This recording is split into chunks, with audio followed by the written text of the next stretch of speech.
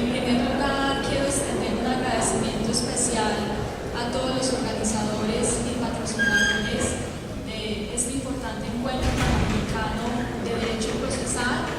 De manera especial quiero agradecer al doctor Federico Lee por su gentil invitación y a mi querida amiga Patricia Antón, quien ha acompañado la organización de este magno evento.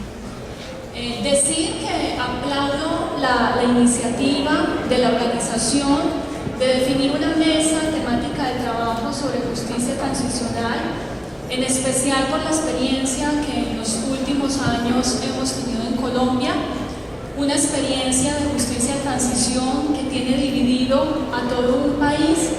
Es un tema bastante sensible de tratar y que he procurado delimitar desde la dimensión procesal.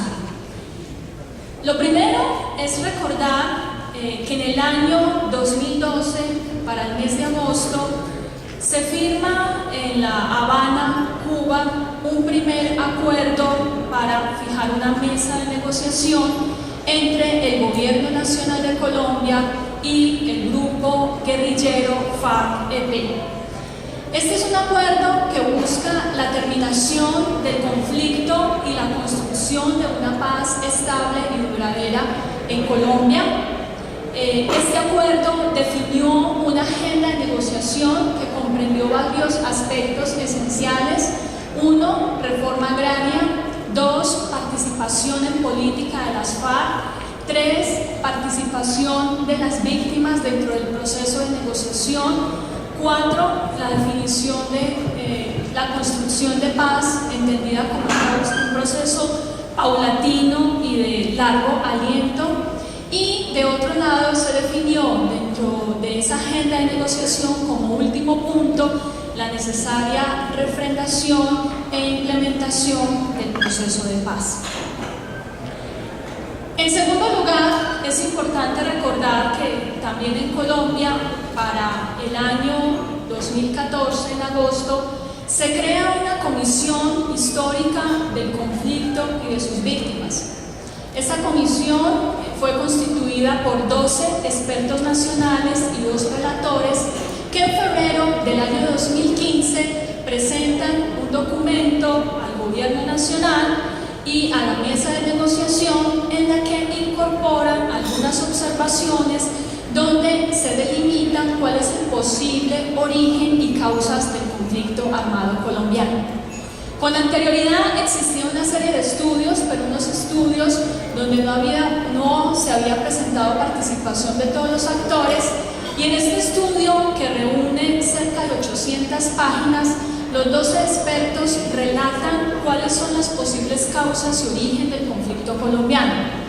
No existe dentro de este documento uniformidad de criterios sobre cuál fue el momento exacto en el que se genera el conflicto armado. Existen 3 posturas divergentes, una primera que señala que el conflicto tuvo su origen para el año de 1929-1930, cuando hay disputas en torno a las tierras en Colombia. 2. Una segunda postura señala que el origen del conflicto armado en Colombia data para la época de 1948 a 1957, que fue la conocida violencia, época de la violencia en Colombia y de disputa de partidos liberales y conservadores, que también degeneró en una lucha de tierras de los campesinos colombianos. Y también se ha dicho que aportó al conflicto armado colombiano la consolidación del narcotráfico para la década de los 80. Esta comisión finalmente presenta un documento con diferentes aportes que ha dado luces a la mesa de negociación, una mesa de negociación que tiene varios avances entre el año 2013, 2014 y 2015, donde existen algunos borradores de acuerdo, unos comunicados oficiales de la mesa de negociación, y dentro de los aspectos principales que se han discutido está lo relacionado con la reforma agraria, participación en política, un acuerdo muy importante del 23 de septiembre del año 2015 que refiere a la necesaria creación e implementación de una jurisdicción especial para la paz. Igualmente, otro acuerdo, borrador de acuerdo que es fundamental dentro de todo esto que estamos viviendo en Colombia dentro del marco de la justicia de transición, es un acuerdo del 15 de diciembre de 2015, mediante el cual se crea un sistema para la verdad, la justicia, la reparación y no repetición.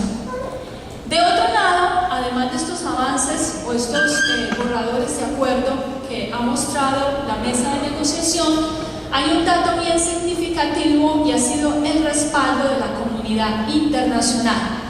Ese respaldo de la comunidad internacional se ve reflejado en la resolución de la Organización de Naciones Unidas, su Consejo de Seguridad. Es una resolución del año 2016, del mes de enero, y en ella se define y se acordó la creación de una misión política que acompañará el proceso de dejación de armas una vez se firme el proceso de paz. Esta misión política tendrá una participación de acompañamiento activa en Colombia una vez se firme el acuerdo definitivo por un término o plazo de 12 meses. Estará integrada por expertos internacionales desarmados necesariamente, y lo que llama la atención de esta resolución del Consejo de Seguridad de la ONU es que logró unir a muchos países a nivel mundial en torno al conflicto armado colombiano, frente a un pronunciamiento importante que es un respaldo para mi país y que nunca antes históricamente se ha conseguido frente a conflictos también muy significativos a nivel global o a nivel mundial. A partir de esta resolución se observa entonces, quienes firman la misma, un respaldo de grandes potencias como China, Rusia, Estados Unidos. Se ratifica el respaldo de países que ya han venido acompañando este proceso de justicia transicional en Colombia, como son Uruguay, España, Reino Unido, Francia. Y además se suman países bastante alejados de la realidad colombiana que no esperaríamos que hubiesen dado ese respaldo, como son países como Egipto, Angola, Nueva Zelanda, Ucrania, entre otros. Esto para sintetizar que Colombia ha dado importantes pasos. Sí, hay que reconocer, mi país internamente está dividido, pero al mismo tiempo existe un respaldo significativo de la comunidad internacional.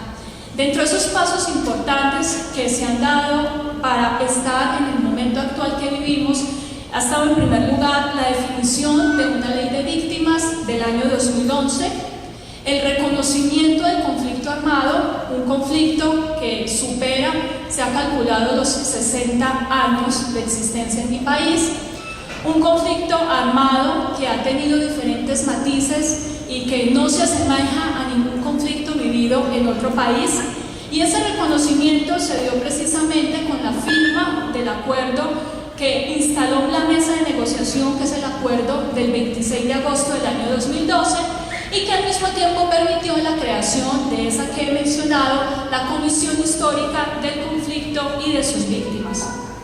Dentro de estos pasos importantes que se han dado en Colombia para la consolidación de este proceso de justicia transicional está la delimitación de un marco jurídico para la paz.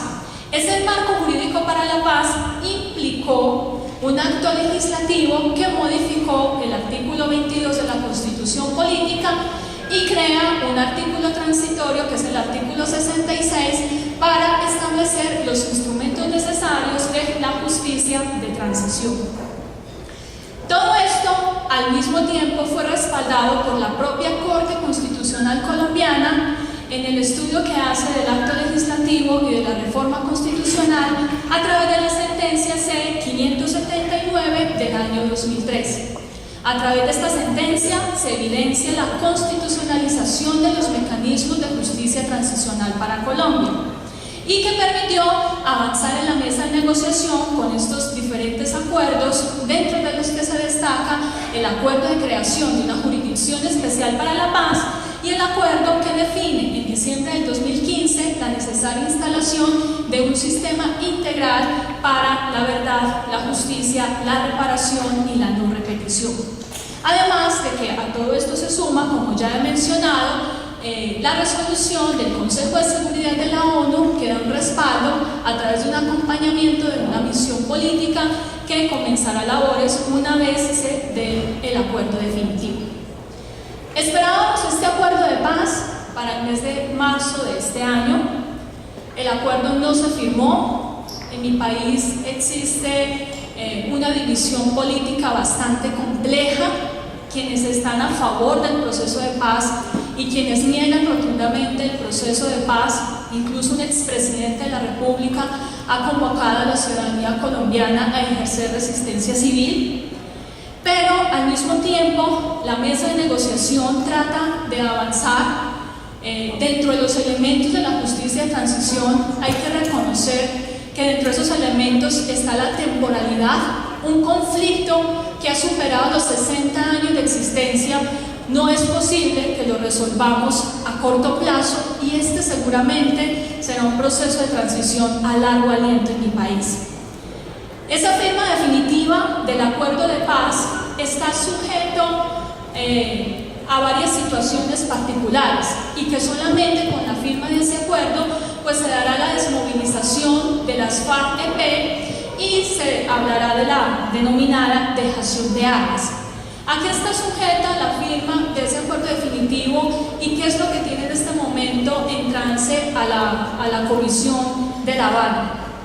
Depende de un lado que se defina con claridad cuál será la participación política de las FARC al interior de la República de Colombia, cuál será su reconocimiento político y su participación política, y también depende de que logren definir cuáles serán las zonas de concentración para los desmovilizados.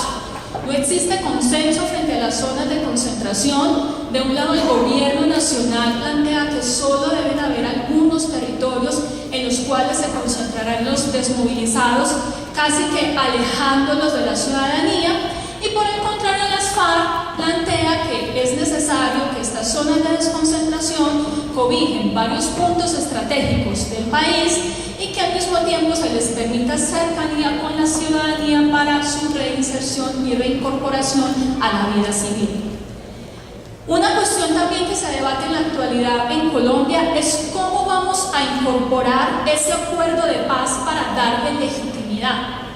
Aquí también existe bastante divergencia y bastantes criterios sobre cómo va a refrendar el pueblo colombiano ese acuerdo de paz. De un lado, el gobierno planteó inicialmente las ideas de referendo, de la consulta popular, pero finalmente por el procedimiento y por el trámite son ideas que se han ido descartando y se plantea por parte del gobierno nacional en la actualidad que esa refrendación por el pueblo frente a un sí o frente a un no del acuerdo definitivo de paz se dé a través de la figura del plebiscito. Pero al mismo tiempo, las FARC-EP vienen planteando que debería realizarse a través de una convocatoria a Asamblea Constituyente, lo que haría más difícil y más compleja la definición de ese acuerdo definitivo de paz. Esos son los puntos en los que se encuentra en este momento debatiendo, discutiendo y analizando la mesa de negociación de La Habana. Pero entre tanto, en el país venimos pensando en cómo va a ser esa implementación de ese sistema integral, un sistema integral para la verdad, la justicia, la reparación y la no repetición. Este sistema plantea el acuerdo del 15 de diciembre de 2015, un borrador de acuerdo, que este sistema integral estará conformado por una jurisdicción especial para la paz, por una comisión para el esclarecimiento de la verdad, la convivencia y la no repetición, por una unidad especial para la búsqueda de personas y además acompañado de medidas específicas de reparación. Frente a esto, hay que decir que esa jurisdicción especial para la paz ha delimitado el acuerdo del 23 de septiembre del año 2015 y el acuerdo del 15 de diciembre del año 2015, que esta jurisdicción estará integrada por una sala de verdad y de justicia, por una sala de amnistía y de indulto, por una sala de definición de situaciones jurídicas, por una unidad de investigación y de acusación y por el Tribunal de Paz.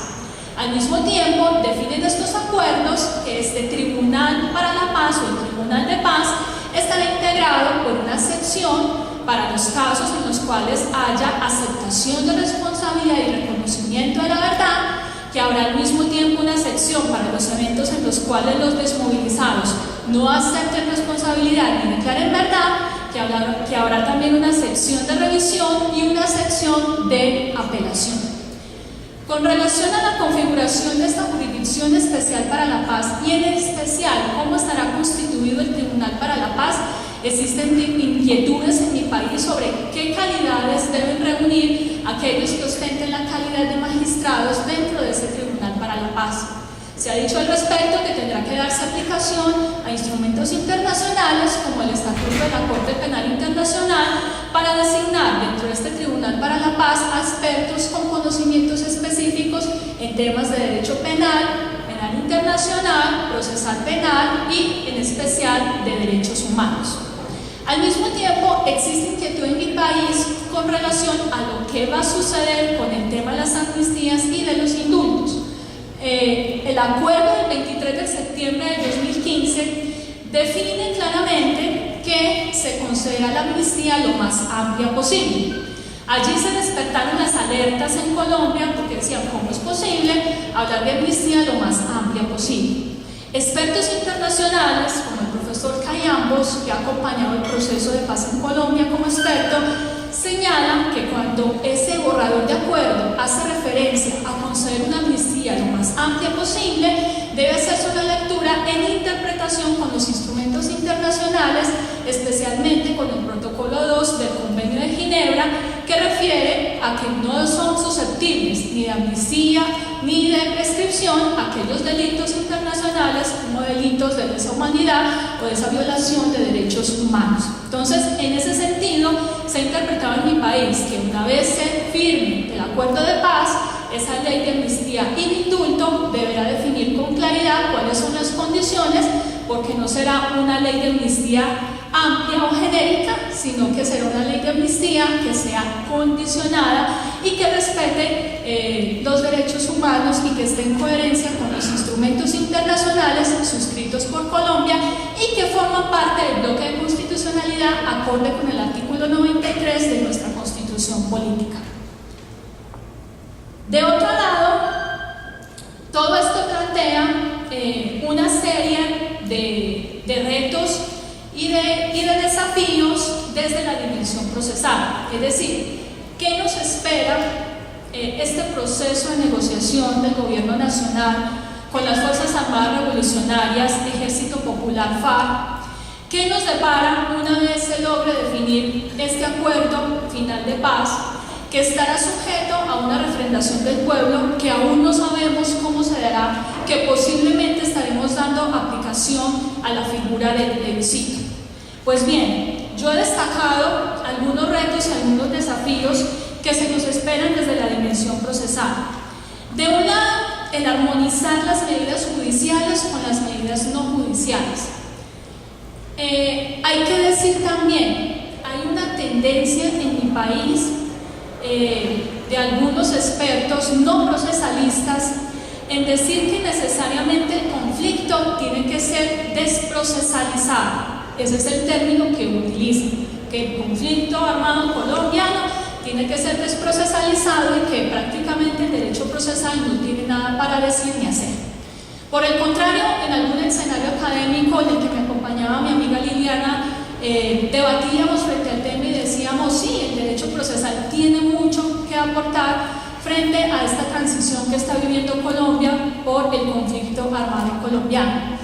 ¿Y por qué? ¿Qué tiene que hacer? Porque es que hablar de justicia de transición, sea dentro del marco de un conflicto o en el posconflicto, implica una definición clara de unas medidas judiciales y de unas medidas no judiciales. Y dentro de ese marco de las medidas judiciales, pues claramente tenemos que implementar una jurisdicción especial para la paz, donde un tribunal para la paz tendrá la tarea de investigar y de juzgar a aquellos que no acepten responsabilidad o de dictar sentencia de manera anticipada para quienes declaren la verdad y acepten su responsabilidad. Y todo ello también dentro del marco de un debido proceso. Lo conversábamos con el vicepresidente de la Corte Interamericana de Derechos Humanos, el doctor Eduardo Ferrer Magrego, quien nos planteaba, necesariamente la Corte Interamericana está observando el caso colombiano, porque un 90% de la jurisprudencia que produce la Corte Interamericana de Derechos Humanos tiene que ver directamente con la violación humanos y que toca con las garantías del debido proceso. Es decir, estaremos vigilantes a que dentro de esa implementación de la Jurisdicción Especial para la Paz y de ese Tribunal para la Paz, efectivamente estemos dando cumplimiento al debido proceso. Y al mismo tiempo, otro de los retos importantes que va a tener si logramos este acuerdo de paz, es lo relacionado con la implementación de esa comisión para la verdad y la reparación. Nosotros ya estamos observando lo que ha sucedido a nuestro alrededor en Latinoamérica, hemos observado lo que ha sucedido en otros países, en Sudáfrica, que han vivido diferentes situaciones también vinculadas con justicia transicional, y es evidente que hay que tener cuidado con una comisión de verdad, porque una comisión de verdad, así como puede lograr reparar a la víctima y ayudar a la consecución de la verdad, también se corren los riesgos de que pueda revictimizar a la propia víctima, esto es hasta traumatizarla, y así lo han señalado expertos internacionales. Otro de los retos que tenemos es cómo vamos a procurar la implementación de esa Jurisdicción Especial para la Paz que sea coherente y que sea armónica con la Constitución política y con los instrumentos internacionales sobre derechos humanos. Especialmente tener mucho cuidado en lo que va a ser la delimitación y alcance de esa ley de amnistías y de indultos. Una ley de amnistías y indultos que también tendrá que fijarse en el necesario tratamiento diferencial de los miembros activos de las Fuerzas Armadas. ¿Por qué? Porque es que el proceso de paz no solamente involucra a guerrilleros de las FARC, sino que al mismo tiempo está involucrando a algunos actores como son las propias Fuerzas Armadas, y de ahí que en mi país tendrá que debatirse más ampliamente frente a esas amnistías e indultos y tratamientos diferenciales para los integrantes de las Fuerzas Armadas. Otro de los retos que tenemos atentos es el de la competencia y funcionamiento de la Jurisdicción Especial y, en concreto, una mejor comprensión de los criterios de priorización y selección.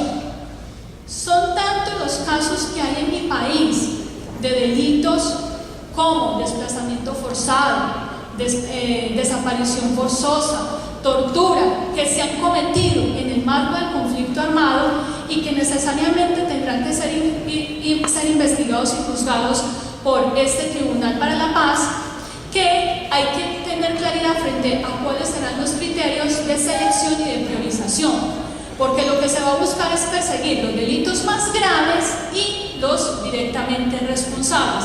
Y esto es un tema en el que también nos venimos preparando en nuestro país para una mejor comprensión de lo que significa la priorización y la selección. Otro reto y desafío va a ser una mejor comprensión de lo que es una investigación de contexto y de prueba de contexto. En mi país no se tiene como medio de prueba autónomo la prueba de contexto. Tenemos referencias de la jurisprudencia internacional, de los tribunales internacionales, como Corte Interamericana de Derechos Humanos, que han fallado algunos casos teniendo en consideración la denominada prueba de contexto.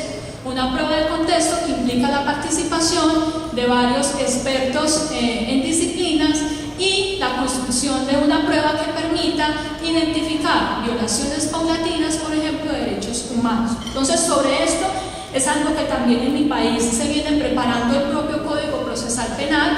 Hay una reforma procesal penal que en este momento está quieta en el Congreso de la República, pero dentro de esta reforma procesal penal se plantea que habrá un capítulo especial en el que se va a introducir en nuestra legislación la denominada investigación de contexto y la prueba de contexto como un medio de prueba autónomo. Y como otro desafío u otro reto está también lo relacionado con una delimitación clara de cuáles serán las sanciones aplicables a los postulados a este sistema, que no serán solamente sanciones privativas de la libertad. Según los acuerdos del 23 de septiembre del 2015 y del 15 de diciembre de 2015, el sistema funcionará como un sistema de triple sanción, es decir, habrá unas sanciones para quienes acepten responsabilidad y declaren de verdad de manera temprana, que va con un tope mínimo y un tope máximo de sanción, pero no necesariamente privativa de la libertad, y que cumplirán condiciones especiales hay una sanción para quien acepta responsabilidad y declara verdad de manera tardía, y el sistema también prevé que la sanción será más elevada para quienes no acepten responsabilidad y donde se seguirá el procedimiento a través de una unidad de investigación y acusación, pasando por una sala de resolución de situación jurídica. Es decir, en el caso colombiano son bastantes los retos y los desafíos.